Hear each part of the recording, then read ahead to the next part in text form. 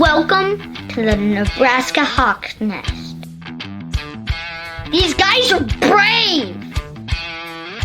They're Hawkeyes, living in enemy territory.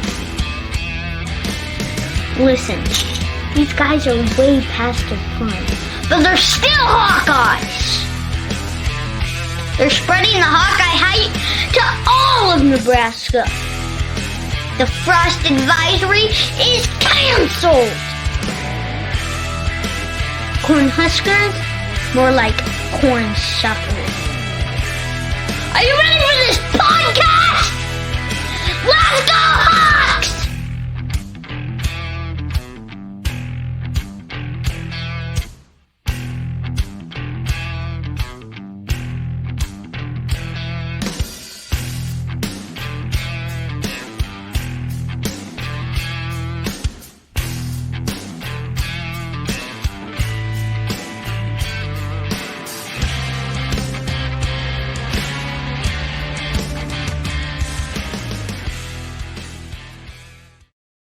All right, welcome back to the Nebraska Hawks. Make sure you hit the like and subscribe button. You don't want to miss any of these awesome interviews that we have from all the Hawkeye legends that we get to talk to on all of our forms of social media. Today, we have Ryan Donahue, former Iowa Hawkeye punter, multiple-time Ray Guy Award finalist, but most important, recently named the district commissioner of Oak Lawn Park. You freaking stud. How's it going, man? It's going great. It's going great, especially now. I mean, election just happened, and we came in first, so we got the commissioner on board.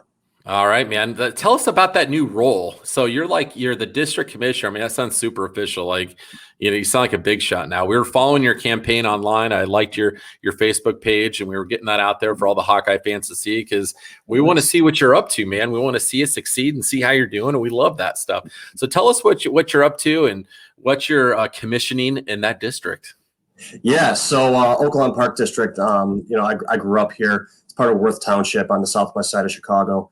And, I grew up, with programs and, being very active in the community. And it's been, a really nice way to, kind of revisit some of those memories. And, people have come out and told me, lifelong friendships have started there.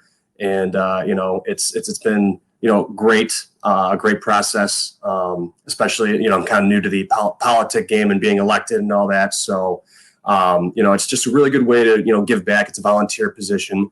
And so it's a great way to give back and, just make sure that, our Oak Lawn Park District is, the best in Illinois. And it has been for a very long time, way before I even, broached the subject. So, I'm just really blessed that, I have the opportunity to serve my community where it all started. Was the competition pretty hairy? In all elections, things can get a little hairy, and there's a little sign wars, and but it's all very it's all for the kids. So you really just want to be as a stand-up person as you can, and just kind of ignore all the other fuzzy noise. Well, I mean, this isn't obviously not a stand-up thing to do. So it's just you and me talking. Like we always say, no one's watching. How many signs of the competition did you steal? Over, under 10? Under. I tried to keep it, as nice as I could. I got a little upset when the opponent's signs went right across the street from me and surrounded me. And there was nothing else in the area. But it's some people deal with things different ways, and I like to say I was playing at least Little League while they play T-ball.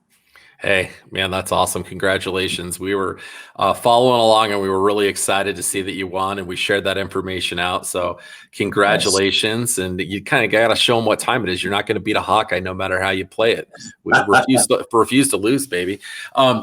Growing up around the Chicago area, being from Illinois, I need to know there's some important things that, you judge character on. And one of the biggest is, are you a Cubs or a White Sox fan? I'm a Southsider, born and raised Southsider. Oh yeah, baby. Oh, let's go. Hold on. Right. I got to change my hat here. I was hoping you'd say that. So, absolutely. All right. I'm a little in enemy territory now. I mean, Hawk, Nebraska, and now, I mean, Cubs are Cubs. I mean, I caught a lot of grief in Iowa. Cubs farm system. All Cubs fans. So, it was tough for 4.5 years in Iowa being a Sox fan. Hey man, I grew up in Des Moines, and the Cubs minor league team is there. And I got to be honest with you, like a lot of Hawkeye fans are Cubs fans, and I'm gonna say it straight. I grew up with everything lining up for me to be a Cubs fan, and the Cubs fans made me a White Sox fan. I grew up on the south side of Des Moines, so I feel like the south side of Des Moines has a lot more in common with the south side of Chicago. And the Cubs fans, I always just felt like, if there was a cute girl wanting to get behind a team, oh, I'm a Cubs fan, go Cubs. It's like, you don't know anything about baseball. Like, where are you a Cubs fan? Like, when it got to be the trendy thing to be, and all the people that didn't know anything about sports decided they were Cubs fans, that back in the day, that really just started to turn me off. And as the years went on more and more and more, I just started becoming more and more of a Sox fan. And I'm like, you know what? That's where my allegiance lies. I'm black and white all the way through, baby. I love it. I mean, shoot, I've been a Sox fan ever since my dad took me, to a game against Detroit, and there was 3 brawls in that game. And it was phenomenal. It was, very enthralling. So, and all 3 of them were probably in the stands. Well, there's probably more in the stands. Yeah. The one thing that bothers me a little bit about but no team's perfect, is I wish they never would have changed the name of Comiskey. Like, they should have kept that the same, like guaranteed rate field. Like, that sounds terrible. Like, we don't, and I know the White Sox fans don't like that. I don't like that. I've only been to one home White Sox game. I'm going again this year. Do you have is there, cause the Cubs have Wrigleyville. Is there any really good bars or places to hit up around the stadium that all the White Sox fans go to? I would say, I mean, there's nothing centralized, kind of like, Cubs fans have like Clark Street and, the surrounding area. I would say the best place to go would be to go to Cork and Kerry. Okay. Cork and Kerry is a good one. I have one by me, and then the other one is by Sox Park. So, here we just call it, I mean, I still call it Comiskey, Sox Park. I don't think I've ever called it the Cell, and most definitely not Guaranteed Rate Field. I always said if I had the opportunity, to help rename that stadium, I would definitely go back to Comiskey. It's got to be. There's so much history behind it. That's the guy that started it all with them. And I mean, you got US Cellular that owned it for a while. And okay, you own the field rights and you have your corporate office in Chicago. You go and you can't even get US Cellular cell service in Chicago. Makes zero sense at all. So I don't know, man, but I had a feeling about you. I just was like, I think he might be a Sox guy. So I don't know, make sure I had my hat ready to roll, and I knew what kind of guy I was dealing with. But we gotta let's dig into the real nitty gritty now that we know we're Sox brothers. Tell us a little bit about the family life. You got girlfriend, wife, anything like that going on right now, or are you flying solo? I have a girlfriend, Brittany. We live together. Past 6.5 years we've been together, and we have our dog Cody. Cody, I got in Iowa. He was my college dog. I rescued him out of a parking lot in Sycamore Mall in Iowa City, and I got him out of a basket with another dog out of another brother, and he was covered in fleas, ticks, malnutritioned, and so first 48 hours, I was just a college kid, and I called the local vet and said, hey, what can I do to help this dog? And they said, take him in. I'm like, I'm a college kid. I don't have the money to bring him in, and she gave me a bunch of, advice, and, just go get an eye dropper, start, giving him some nutrients and things like that. And 13 years later this month, he's the happiest dog in the world and probably the most spoiled. That's awesome. And I've talked to multiple people about this. I talked to Bo Bauer about this too. He had a similar situation with a dog that he adopted. And I really feel like the dogs know that. They know that you saved them and that you were there for them, and they were in a tough spot. They're smarter than people give them credit for. And it makes that bond and that love between you and that animal deeper. And anybody that says you don't love a dog like a member of the family is somebody that's never had a dog. Exactly. Yeah. And now it's Brittany's dog, I think, more than it is my dog. she's taken to him very well, and those two are just like pea carrots. Man, Ryan, they're a good judge of character, so that might be, we got to look at Yeah, that. I mean, yeah, absolutely. No, that's awesome, man. I love hearing that. What did it get your take on too? This is something that we really wanted to ask you. So coming out of high school, and then even like going from college to the NFL, Mhm. I can't figure out, and I ask all the experts this, and they don't really have a good answer for me. Kickers and punters, it's two of the most important positions in football. Why aren't they recruited more heavily, and why aren't they drafted higher in the NFL draft process? To me, it's such an odd thing. And I feel like kickers like you, kickers across the country, no pun intended, you need to put your foot down and say enough's enough, because we're not winning football games if we don't have a good punter. We're not winning football games if we don't have a good kicker. Why aren't these guys more highly coveted? Well, you kind of have to look at the broad landscape of the recruiting process as far as high school to college. I think as soon as it turned like 2000 and 3, 4, 5 is when things really started to heat up, and kickers were actually getting offered scholarships out of high school. Before that, it wasn't really a need for any program, because you can just walk on and we'll try out the best guys, and it's kind of the old way of college football thinking. But the programs that are at the forefront, and we're at the forefront, of the kicker and punter scholarships out of high school. Those programs really succeeded, and the programs, just like Kirk Ferentz, says 3 phases, and a lot of times that third phase, it just gets put in the back burner, and the smart coaches know that that's where it's at. So. I think that, as far as the whole landscape goes, that, Iowa is one of those premier programs that has always really coveted, special teams and specialists, alike. And so, I think it's, the world has changed ever since then. Now there's, a bunch of different facets. There's Australians, there's, there's junior college transfers. It seems like all the punters and kickers are getting a lot older in college, and coming from a lot more non-traditional recruiting methods. So it's been very interesting to see. I've even in the pros, I've seen that there have been so many different avenues to being that guy, that I'd say that the punting game has changed in the NFL more in the past 10 years than it has in the past 50. Just with so many different kinds of punts, the avenues, and it's been a very interesting thing to see. It's been very exciting to see kind of how things are turning around, and the different tactics that high school all the way to pro teams are using. What are your thoughts on the Aussie rules players, the pipeline, especially coming into Iowa? It's really become a trend, and man, it's been really successful. Do you feel like that's here to stay, and that's going to be really just one of the new mainstreams of finding punters in college and the NFL? Yeah, the pipeline's strong. In Australia, they grow up. I've been to Australia, and they grow up, kicking a ball, whether it be rugby or footy or, soccer. They grow up. We grew up in America. We grew up like throwing the ball with baseball, basketball. So it's just really keen to their skill sets, and I got my first glance when I got hurt in Detroit. And Ben Graham came to. He's one of the greatest Australian football league players to play over there. And he came and he was punting balls and putting spins on the ball that I had never seen before. And it really opened my eyes to the different skill sets that he has. And he would be just saying, hey, tell someone to go along, and he'd just punt it, and he would put it on him just like Stafford. Like he would just in stride. And I'm just like, wow. I can't do that. So I'm like, I really need to step my game up when I come back from this injury. But yeah, it's been very interesting to see. And I tell you one thing, I'm on the Torrey Taylor train. Let's go. He did phenomenal for a freshman, especially in the elements in Iowa City. He did phenomenal. And, I was his number 1 fan on Twitter. I guarantee it. And it's been really cool to see. And LeVar Woods is doing a great job.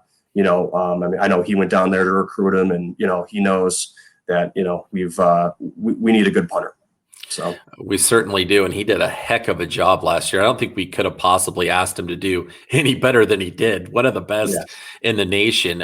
When you were coming up and becoming more and more of a punter, who were some of the guys that were influences to you that you looked to that you're like, all right, that guy's a stud. I want to really kind of shape my game after him. Yeah. Oh man, there's a few. At Iowa, how I got better is I kind of picked apart, what I liked from, some of the most successful punters. So Jason Baker was always available to me. And because he would come back, all the time while he was still with Carolina Panthers every summer. We would work out for at least a week. And, he was me and Eric Guthrie. We called him BakeBot because he was like a robot. He, did everything technically correct. His leg was straight up. I mean, his ankle was right at his ear. Everything was perfect. Oh. And so I liked a lot of the things he did technically.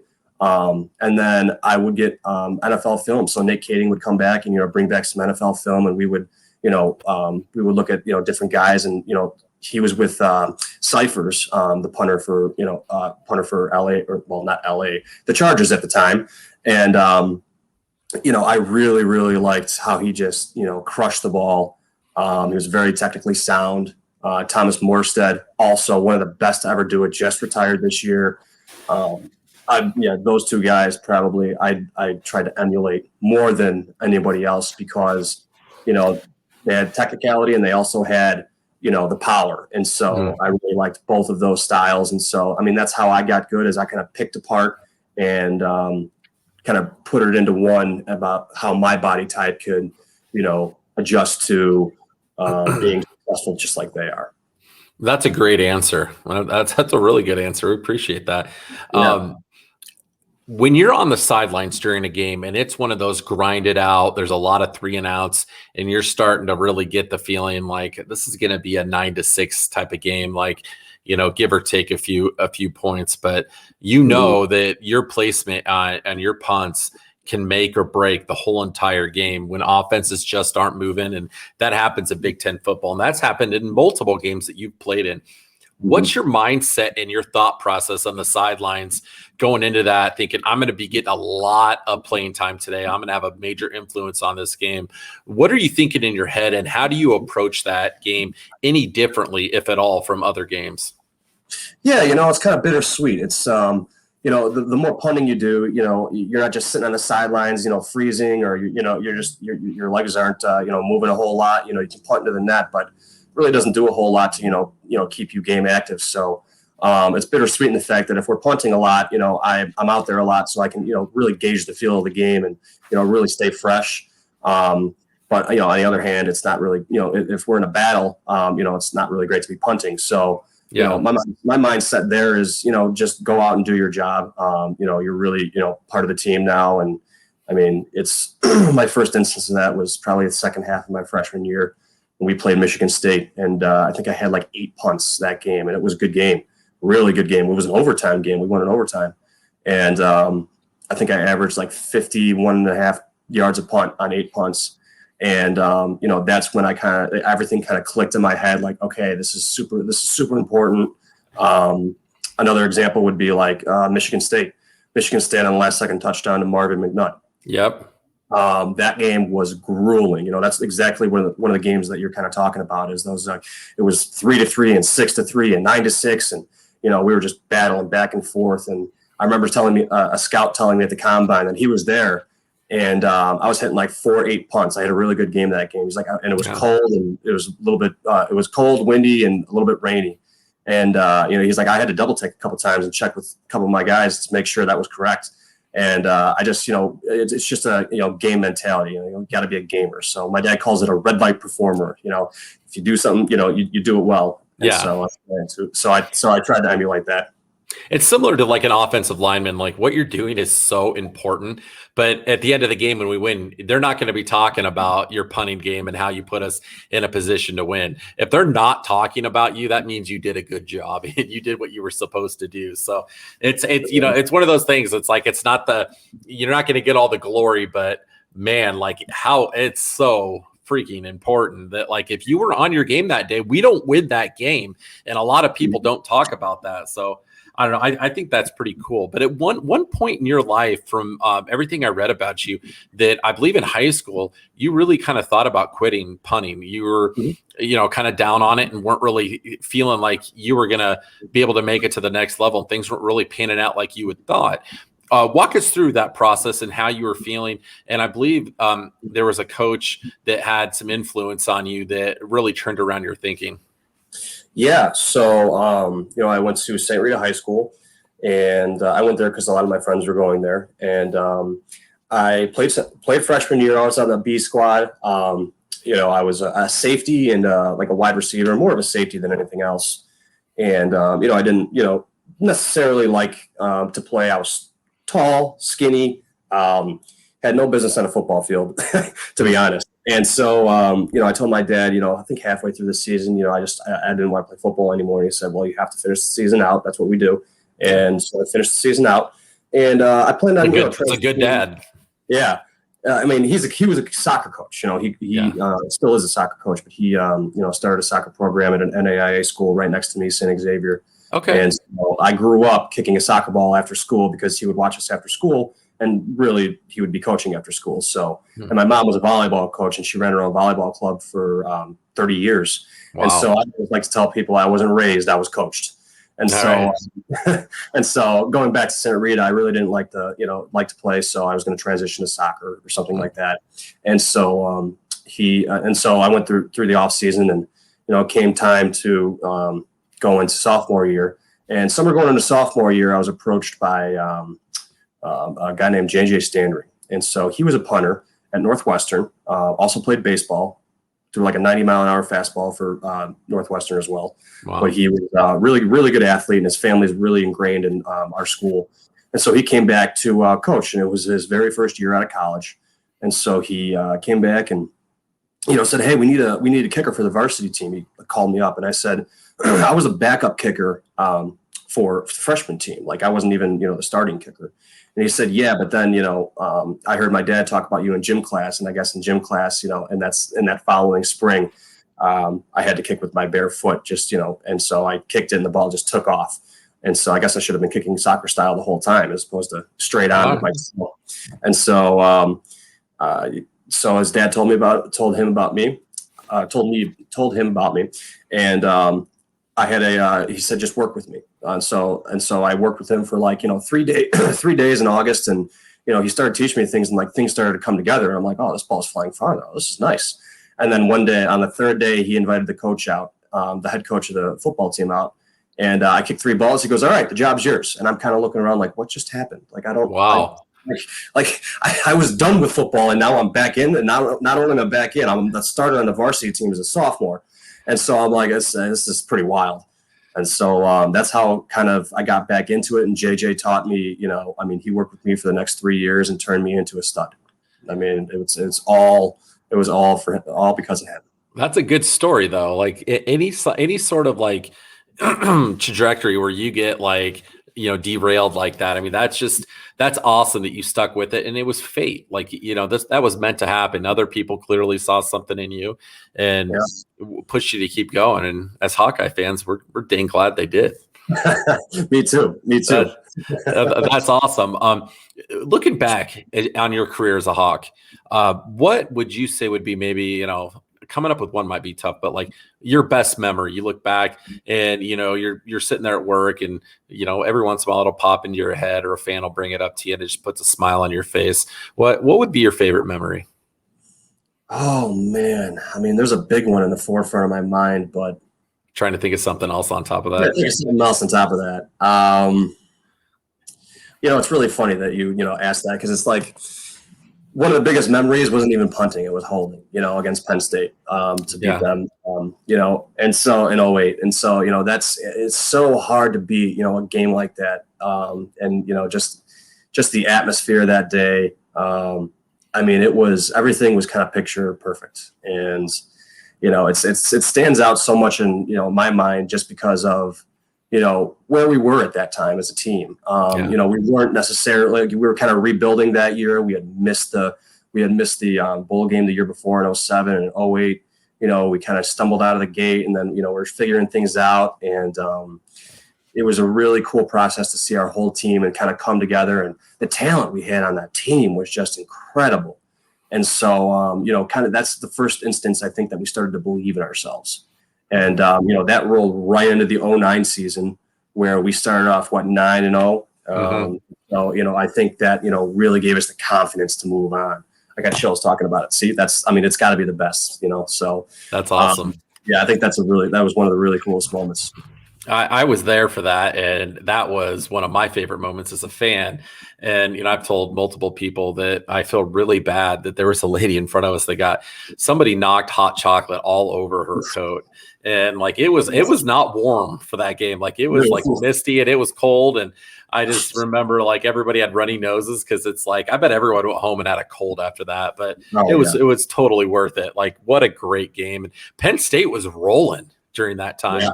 Mm-hmm. I think they were number 3 in the country and undefeated. And so that's classic Kinnick for you right there. Yeah. Tim Tebow has a lot to thank us for because we knocked them out of the championship. And without that, they wouldn't have, jumped over Penn State into the championship, and he wouldn't have won his national title. First or second? I can't remember. I don't remember either, but you're welcome, Tim. That's awesome. That's Kinnick Stadium where dreams come to die every time. Yes. I love that. We got to get that a T-shirt made for that. I think that's awesome. When you're kicking on field turf opposed to grass or anything like that, do you have a different type of approach at how you handle things, or is it just business as usual, whatever condition you're playing in? You kind of try to tailor the field conditions to just your plant foot with your cleat. If it's really bad conditions, you'll put studs in there, and just the longer studs, and really just try to make sure that you don't slip and fall. As far as punting goes, you don't see it as much. You don't need it as much. Because when you're walking, you catch the ball and take that first step, that longer cleat in the front really kind of messes up your steps a little bit. A half inch is a mile, and so that really messes up as a punter. It kind of messes up a little bit of the trajectory and your steps and fundamentals. But with kickers, it's more important. I think they're planting and they're really not moving that plant foot until they're coming through the ball. So if that plant foot moves, it's probably not going to end up to be a good kick. So I think kickers are a little bit more in tune with field conditions and things like that. As far as turf goes, the only qualm I had with that was in the hot summers and in hot games, and I'd be holding a million balls, and that rubber would just be flying in my face and sticking to my face. Oh yeah. So yeah, as a holder, I caught the brunt of the pebbles. Do you have a moment throughout your career, whether it be your time in the NFL or in college, where you think that was my most disastrous punt ever? It just fell apart. Either the snap got fumbled, snapped over your head, or you just got laid out, or anything like that comes to mind that you're oh, that was brutal. Man, yeah. Thanks for bringing it up. Well, sorry, man. Oh man, this is a therapy session. We can talk through this, and it's gonna be better. About good things, not the bad things. No, the bad. So this is a very cool story in hindsight, but a brutal story at the time. We're playing Michigan. No, we're playing Wisconsin. At home. I'm saying it's my senior year. So it's 2010, and Mike Meyer was our true freshman kicker because Dan Murray got hurt. And Mike Meyer's our kicker, lining up for about in the first half, setting the stage. We're playing Wisconsin, 2010. It's close to the end of middle of the first half, middle of the second quarter, and we're kicking a field goal. Very close game, and so we kick the field goal, and I haven't messed up a hold in a game ever to this point. So, I'm feeling pretty confident, it's everything, me and Andy Schultz, we were, in tune, lockstep. Right. And so, I put the ball down. So I put it down, and typically I catch with these two fingers. So I catch the ball with these two fingers. I'm trying to do it. So I'd catch the ball with these two fingers, point goes here, and I hold the ball. And so whatever. So this time I caught it like this. So I caught it like this, and I put it down. Oh. And my hand is in front of the ball, and I have like, I just kind of like pause and I'm putting it down, and I'm like, oh crap, where do I go from here? Do I slide this hand up? I can't slide this hand up. And Mike Meyer's coming and he plants. I remember him like stopping and pausing, and I'm like, it's not going to work. So I just tucked it. So I tucked it and I took 2 steps to my right, thinking I was going to go outside the end, and JJ Watt came straight through the A gap and destroyed my life. Oh. He took 2 steps, and I'm carrying the ball, and he put his helmet right into my hand, and I obviously go backwards, and there's a big bump. There's like a huge bump on top of my hand. Oh. And I went back to the sideline, and I go to the trainer. I'm like, "Is this broken?" He goes, "That definitely looks broken." And I'm like, he's like, "Can you feel it?" I'm like, "It's kind of numb." And he goes, "What do you want to do?" I'm like, "Tape it up. Let's just tape it up. Like we're, no problem." Yeah. So I ended up having 2 punts that game and averaged like 60 yards a punt for some reason. I don't know what. That was great. The bad part about that whole thing was we lost the game by 1 or 2 points. So that field goal meant everything. And I just remember being so distraught after the game. We didn't want to talk to anybody for like the rest of the day, the rest of the night. I'm like, I just lost us that game. We were both ranked, and we were both, it was a huge game. And I remember the other punter like showed me up. They did like a fake punt, and he ran for 50 yards up the middle. And it was just it was a bad day. And so, that was one of the days that I regret. But good with the bad. Now I have a cool story that I got tackled by JJ Watt. That is, I mean, that's cool to say you were tackled by a future NFL Hall of Famer, but Yes. You need to know that all of the great things you've done for us as a Hawkeye way outweigh that one mistake, and we forgive you. It's okay. Wow. Thank you for speaking on behalf of them, because I still feel guilty. I still feel terrible. It's tough as a player. I mean, you always remember that stuff, and one mistake, stick with you the rest of your life. But the 99 out of 100 things you did great, like, that's pretty damn good. Yeah. That's what you focus on, and you're human. You're not perfect. Stuff happens. Especially for punters. The game rarely rests on our hands. You rarely do something in a game that says that's the play that lost us the game.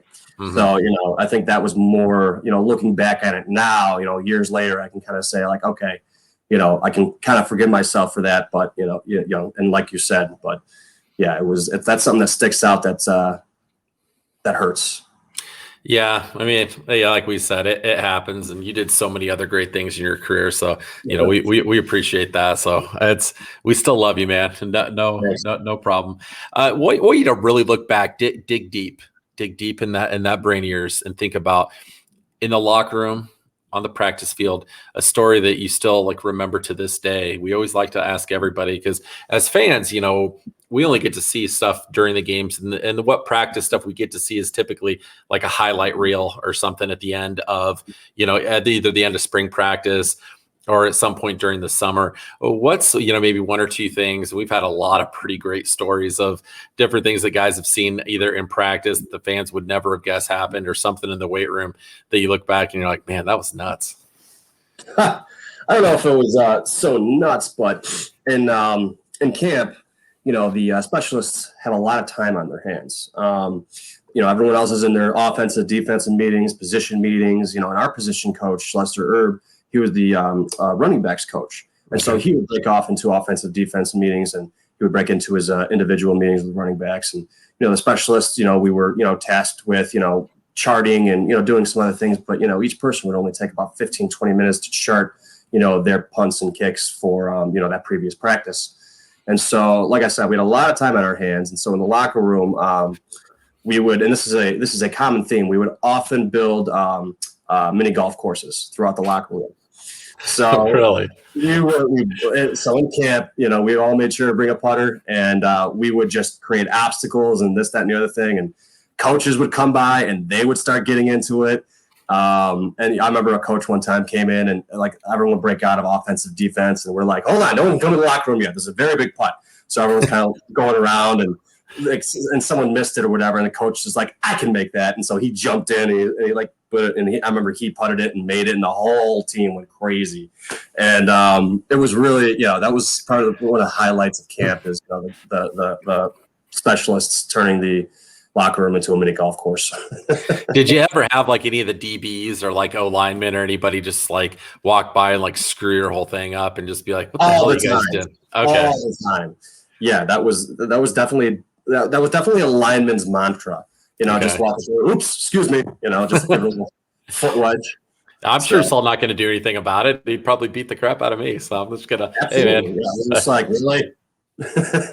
Who was maybe the most intense guy in the locker room that you remember playing with? That there was like a machine. We have guys bring up like Josie Jewell and Bo Bauer's been brought up before as like a guy that was kind of a jokester but super intense.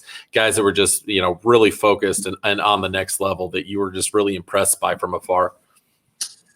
Looking back on it, I would say Mike Daniels. He was stud. Man, he's intimidating. Yeah. And he was always in the weight room. Like, he was just built different, and both physically and mentally. And, that's why he's still playing now. He's my age and he's still playing defensive line in the NFL, which is crazy. And, he had, every day he would just have a mentality in him. And you could tell, like, he's just focused. Like he's there to play football. He's there to do things, Mm-hmm. And, I just always remember that intensity. And, I was always kind of like, playful, loose, kind of loose. And he was always focused. And I was, he's a guy that, I never talked to a whole lot, but it sticks out in my head that he was intense, very intense. If I was on special teams and kicker or punter, that guy'd scare the hell out of me. I'd be like, I don't want to mess with you. But everyone that I've talked to says he's a great guy, and his brother's LaShawn, and LaShawn is just such. We've talked with him a little bit. We ended up having to reschedule an interview with him, and the guy couldn't be more professional and kind. Mm-hmm. He's like, no problem. I completely understand. These things happen.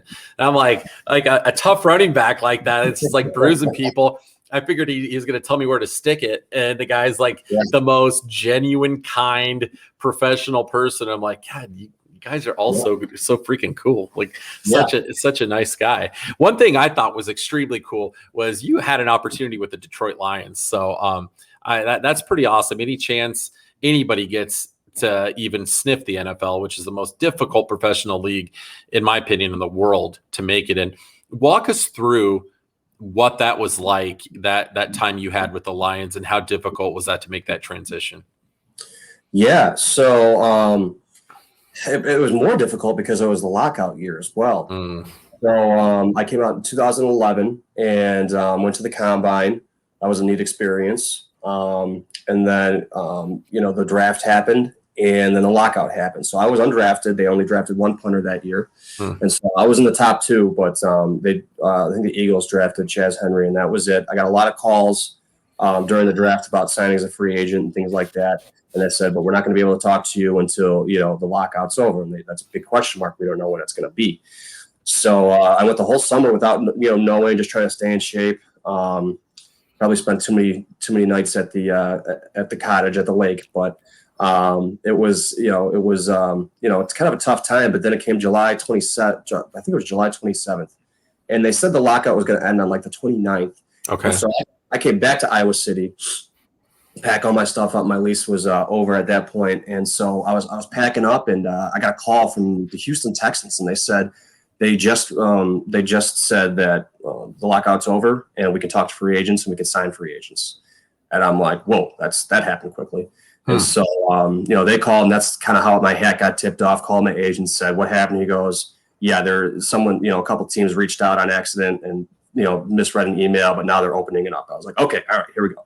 And so then I called from the Detroit Lions, and, I was talking with both of those teams back and forth. The thing was that veteran free agency was going to open up 3 days later. So I kind of had to see what they were going to, kind of feel out what they were going to do. Houston Texans didn't have any punter on there at the time. And there was a lot of, heavy hitting punters who were free agents, veteran free agents. So I thought, I don't know what they're going to do in 3 days. Do I want to sign with the Texans, or do I want to sign with the Lions, who I know who I'm going up against is Nick Harris. They're being completely transparent. They need to save some money on the salary cap, and they think I'm worthy of signing. So at the end of the night, I decided to sign with the Detroit Lions, going up against Nick Harris. I knew who I was going against. So I took from there. Was in Detroit probably less than a week later. Had a very grueling camp. It was very interesting side story. I've never been to an NFL game before I played in my first one. Okay. Like, ever. So never been to a Bears game. Lifelong Bears fan, just never had the opportunity to go to a game. And so they're expensive. Probably why I was not, I had never been, I didn't have any friends and anything like that who, had tickets or anything. So I walk into my first game. I remember it was against the Cincinnati Bengals preseason. And it was at home. And I didn't even step into Ford Field by that point. We were probably in camp for 3 weeks up to that point. And I remember being very nervous. I'm like, I don't know what the bar is for the NFL. I've never been here in real life. I've never seen a ball flight, in real life from a punter because, TV doesn't really catch that. Yeah. And so, I don't know what, number one, I don't know what I'm doing here. Number two, I'm just trying to, do my best and not screw up. And so, that was a really, really cool experience. I did pretty well in that game. The first ball I hit, I remember we were going left. And I'm like, oh, great. This is like going left. This is my worst direction to go. But it ended up being a spiral, turned over, fair catch. And I was just like, oh, yeah. And so, from there, things kind of started to heat up. The first two preseason games went by, and I was always playing in the second half. And then the third preseason game came up. And, me and Nick Harris were pretty even as far as, stats go and things like that. And they said, you're going to start on the day that we played the third preseason game against the Patriots, no less, at Ford Field. They said, you're going to start, third preseason game being the game that, all the starters, play for a majority of the time. Yeah. And so, they're like, oh, you're going to start against the Patriots. In the back of my head, I'm like, I'm starting against Tom Brady. Like, what is going on right now? I got to pin this guy back. Is that a joke? I still remember to this day him running onto the field because they got the ball first. I'm like, oh, that was like the moment where I'm like, oh my God, I'm in the NFL. Yeah, and that's cool. Yeah, that was really cool. And so I did really well that game. And I remember they threw in a backup snapper, and he rolled the ball to me, and I just caught it real quick, put it down. So they were really testing me to see if I can handle it. And it all went well. I think I even got in on a tackle on Julian Edelman that year, which he was just coming out as well. And so, yeah, I handled that well. And, last game was at Buffalo, and we did well there, and I won the job. I couldn't believe it. And the story this is probably the coolest story that I have in my whole life is my dad was coming up to Detroit for cut day. And, he's like, win or lose, I'm coming up, whatever it is, I'm going to drive over. And so I'm in the hotel, and, I hear a knock on the door in the morning, and early in the morning. And, my roommate gets up and answers the door, and he said, hey, bring your playbook, come to the facility, coach wants to see you. And, I'm like, I'm just sitting there laying in bed, staring at the ceiling, like, all right, my time's coming. Like, that knock's going to happen soon. Yeah. And back walks my roommate about an hour later, and he's like, and I'm like, sorry, dude, whatever. Like, he goes, yeah, it's whatever, I'll try to catch on somewhere else. And he's like, but you're good. And I'm like, what do you mean I'm good? He's like, the other punter's packing up all this stuff right now in the locker room back at the facility. I was like, what? I'm like, are you serious? I'm like, holy crap. Like, oh my God. Like, all the emotions started coming in my head. I'm like, all right, they could easily cut me too. So just try to stay even. And at that moment, my dad got there, and my dad got to the hotel. He goes, hey, I just checked into my room. I'm, on this floor. And so I run around, and I run to his door, and he opened the door, and I just started hugging him and crying. And he's like, oh, buddy, you got cut. I'm like, no, I think I made it. I'm like, the other punter's done. And he's, I just remember hugging him for probably a minute or two and just crying into my dad's arms. And it was one of the most powerful moments of my life. That's amazing, man. That might be the best story ever told on this before. That's fantastic. Yes. It was a hell of a moment. Man, I got goosebumps right now. That was amazing. Wow. Were you able to once your career was done, did they let you keep your jersey or helmet? Did you get anything cool like that you're able to hold on to? Yeah, no, I kept my jerseys, not a helmet, but I kept my jerseys, and just all other stuff, balls with like the Lions insignia on it, just to, keep practicing with it and things like that. But yeah, it was really cool. And that whole Detroit experience was just amazing. I've heard they got some of the best fans in the NFL. Like they're super supportive and loyal to the team, even though traditionally the Lions haven't been a very successful franchise. A lot of the guys that have played there always come out and say, yeah, I'm at the grocery store and like everybody just comes up to me and tells me great game or tough loss. Hey, you'll get them next week. Like go Lions, I'm like, that's pretty freaking cool. Very resilient fan base. Absolutely. Yeah, I really like them. I mean, they're loyal too. I mean, even the celebrities are, really loyal. I remember, during the phases where, Lions wouldn't sell out, celebrities would come in like Kid Rock, lifelong fan, would buy up 2,000 seats just so the game would be able to be viewed locally, Awesome. So it would be blacked out, and they all step in, and I got another cool story, but we don't have to tell that one.